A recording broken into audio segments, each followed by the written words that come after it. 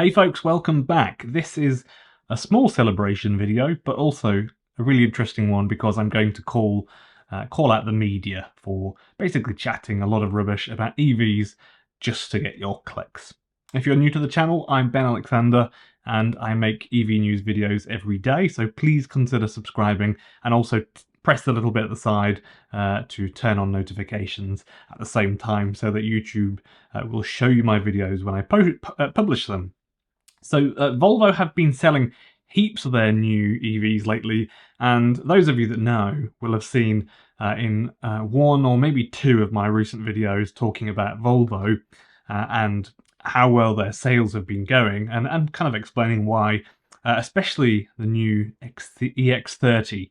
Over half of their orders currently on Volvo's books for their EVs are for the EX30. That's the car that people are buying without seeing in person. Like, there's no way you can really go see one. So people are clearly loving this new age of Volvo. Volvo with their electric cars. Makes perfect sense. They're beautiful to drive, beautiful to look at. I've seen them and I've been in them, driven them. They're really, really nice. And as nice as they were before they were electric, but just better because they're electric, I think. Volvo has seen significant growth in its electric vehicle sales over the past couple of years globally, and here are some of the key points regarding their sales growth. And it may get a little bit geeky and boring with the numbers, but bear with me, it is actually quite interesting. So their full year sales report for 2022 highlighted a doubling of EV sales compared to the previous year, 2021. This growth contributed to an overall revenue of $32 billion for the entire year. So that marks a 17% increase compared to 2021. In 2022, the global share of electric vehicles by Volvo increased by 7.2%. If you think about that, Volvo's global share of the EV market increased 7.2% compared to 2021.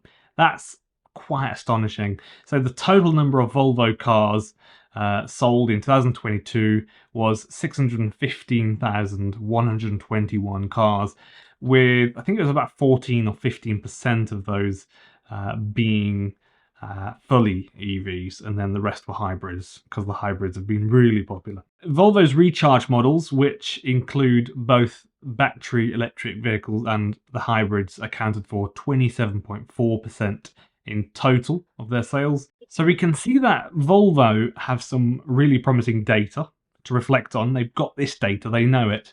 And of course, their new EX30 is cheap. And it is really fantastic, and it's one of the cars that I'm most excited to see driving around the streets in the next year or so.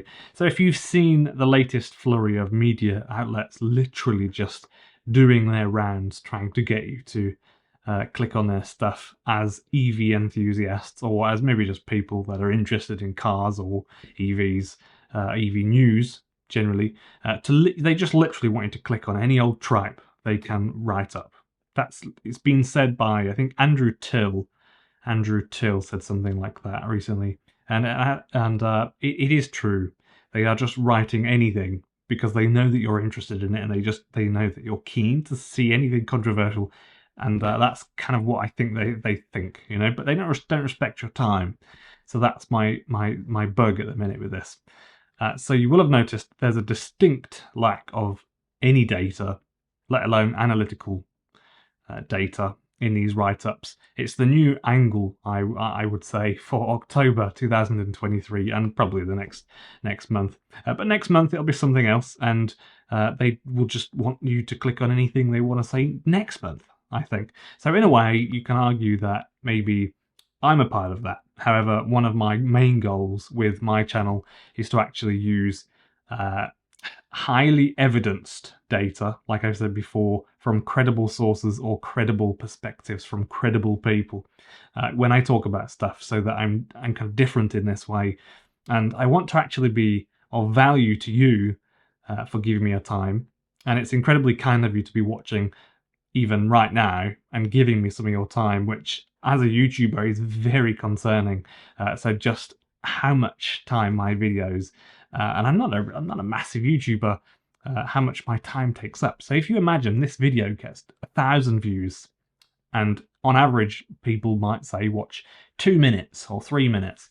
You can see why I feel a sense of respect when people give up their time to watch me, because that's a concern, isn't it? You know, I don't want to just say anything and take all that time up. So I wanted to thank you all for helping the channel reach 1 million views, which in YouTube language is not crazy, but it is, for me, that's personally, that's quite fantastic, and it's nice to see so many people saying lots of nice comments. I only just noticed this today, actually, and loads of YouTubers have way more views than that. And I feel very lucky to have the audience that I have watching my videos on a daily basis. And I was just today actually talking with a viewer that was actually a police sergeant before they retired, if I got that right. And it's quite an honour, honestly, really, to have all these brilliant people, highly educated, clever and respected people watching me ranting on about things here. So thank you very much to you. So if you see a whole load of articles being published in the coming weeks about how EV sales, broadly speaking, are looking grim, they aren't. Don't give them your time, because what they might refer to as a drop in sales, what they're actually doing is misrepresenting not even the truth. So there's a drop in sales, they might say. Some reports will have said that maybe there is going to be 150% 150% rise this year in global EV sales, but we're not on target because it's only projected to be this year so far maybe 145, and that's literally the sort of tripe that they're using as a way to just get, you know, a catchy title, get your attention, get you to click on it, and take a couple of minutes from you. It's really quite shallow, I think. Volvo are aiming to only sell EVs from around 2026. So if last year their sales were about 15% of their vehicles were EVs, then you can gather the next 10 years is going to be incredibly interesting and butt-clenching for the executives. But as far as we can see, there are actually people. What I came to realize when I noticed and I spoke to the people at Volvo, there are lots of people in the wings waiting to buy an affordable Volvo. They have a really nice look about them. They look nice. They drive well. You can get the EX30 for a reasonable price. That is a really reasonable price for quite a good car, I think. So they seem to have a bit of an army of people waiting to buy an electric Volvo that is at a more reasonable price point with decent specs, I'd say. So that doesn't seem to have any drawbacks on it. So often there is some sort of drawback about a lot of cars, I'd say, but particularly in the EV world, you know, as a conscious consumer myself, often there's something about an EV that is a form of compromise. So whether that is that they want more money for it than you want to pay, like 20% extra, but the car is right, or it doesn't charge as fast, but that makes the car cheaper. So, but you get, you know, no option to pay a bit extra and get faster charging, or the battery is just a bit too small, smaller than you would have dreamed up, you know. So, kind of like recently when I said how how awesome it would be if you could have a Honda Jazz, that sort of reliability, pretty just, you know, bog standard, really well made car with a 50 kilowatt hour battery, 85 horsepower, standard white paint with no pearl in it, and cheap steel wheels. So basic, just a basic quality, well made, built to last little car with a good range on it. That, for me, would be awesome. For some of us, we just want the important parts to be right, like battery size, reasonable power, price. We don't necessarily want 200 horsepower, not that we'd turn our nose up at it, but we don't really want it with a massive battery. So it sounds like it might be a bit of a rant again, doesn't it, at this point?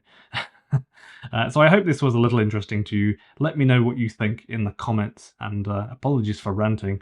And feel free to check out the new cheaper tier, which is $1.49 Australian if you did want to support the channel and my work on this channel on YouTube memberships. I do have Patreon as well. So thank you for watching, and see you tomorrow in the next video.